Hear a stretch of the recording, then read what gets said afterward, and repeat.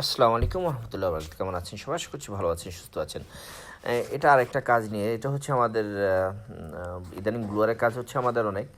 তো এই ব্লুয়ারটা হচ্ছে বেয়ারিং খারাপ, প্লাস এটা হচ্ছে বেয়ারিংটা লাগানোর পরে আমাদের পুলিটাকে লাগাতে হবে। তো বেয়ারিং যখন আমরা লাগাই তার আগে আমাদের কী করণীয়, আমাদের যে শেপটা আছে এই শেপটাকে ভালোভাবে ঘষে নিতে হবে। শেপটাকে একটু যদি ভালোভাবে ঘষে না নেন, জং থাকে, তাহলে কিন্তু আমাদের মোটর বেয়ারিংটা যাবে না। তো এই বেয়ারিংগুলো কিন্তু স্পেশাল, এটা কিন্তু একদম রাউন্ডের, এবং এটার সাইডে যেই আপনার ফ্রেমগুলো আছে এই কারণে এটাকে অ্যাডজাস্ট করে ফ্রেমে এই পুরা হচ্ছে বেয়ারিংটাকে ধরে রাখে। ঠিক আছে?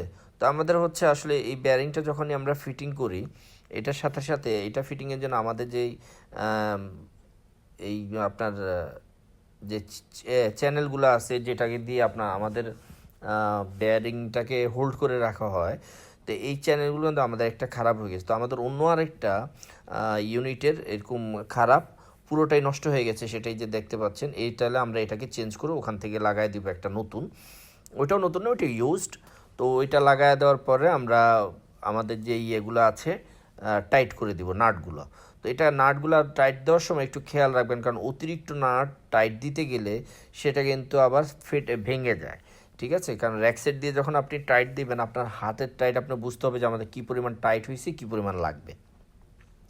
তো আমরা এই কাজগুলো যখনই করবো একটু একটু চিন্তা ভাবনা করবো, কারণ এই জিনিসগুলো ভাঙলে অ্যাভেলেবেল পাওয়া যায় না, নাটগুলো বা অন্য অন্য জিনিসগুলো। তো আমরা এইটা প্রথমে হচ্ছে সমস্ত নিচের নাটগুলো টাইট করে দেবো। নিচের নাটগুলো টাইট দেওয়ার পর আমাদের সাইডের যে নাটগুলো আছে আমরা এগুলোকে টাইট করতে হবে। এটা খোলার সময় কিন্তু আবার সিস্টেম অন্য। খোলার সময় যদি আপনি হিট দিয়ে খুলতে হয়, আপনি যদি হিট না দেন তাহলে কিন্তু খুলবে না।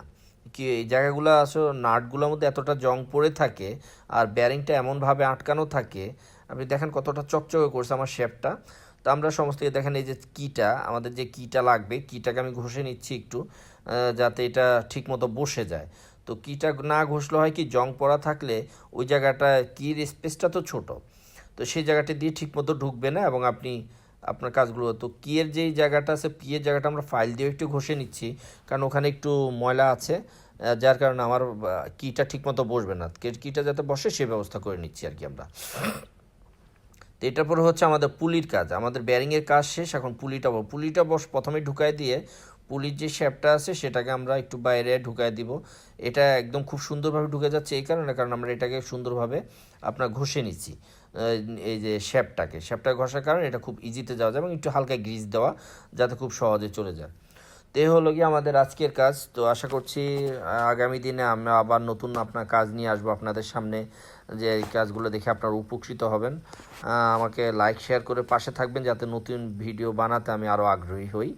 তো ধন্যবাদ সবাইকে, ভালো থাকবেন, সুস্থ থাকবেন, আল্লাহ হাফেজ।